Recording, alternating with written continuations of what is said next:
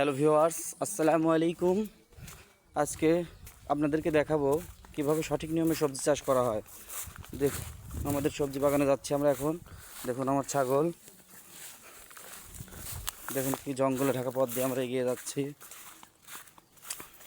এটা আসলে আমাদের পারিবারিক পুষ্টি চাহিদার যে বাগানটা, ওইটা বাংলাদেশ কৃষি সম্প্রসারণ অধিদপ্তর কৃষি অফিস থেকে প্রদান করা হয়েছে। দেখুন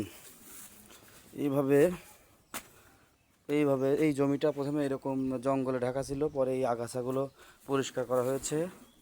আর এখানে এইভাবে বেড পদ্ধতিতে সবজি চাষ করা হবে, সবজি এবং শাকসবজি চাষ এইভাবে চাষ করলে অনেক বেশি ফলন পাওয়া যায়।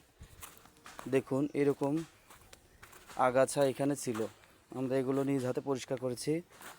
দেখুন এই যে এই অস্ত্রের মাধ্যমে, এইটার মাধ্যমে আমরা নিজ হাতে এই আগাছাগুলো পরিষ্কার করেছি। দেখুন পারিবারিক পুষ্টি বাগান প্রদর্শনী, এটা বাংলাদেশ কৃষি সম্প্রসারণ অধিদপ্তর, সুজানগর, পাবনা।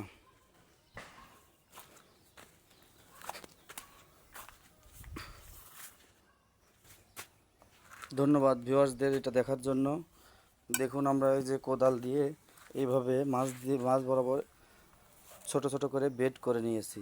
এভাবে সবজি ও শাক চাষ করলে আমাদের পরিচর্যা অনেক সহজ হয়ে যায় এবং সেগুলো হারভেস্ট করার সময় বা ফসল ওঠানোর সময় অনেক সহজভাবে ওঠানো যায়। এজন্য এভাবে সবজি চাষ করা অনেক লাভজনক ও বুদ্ধিমানের কাজ।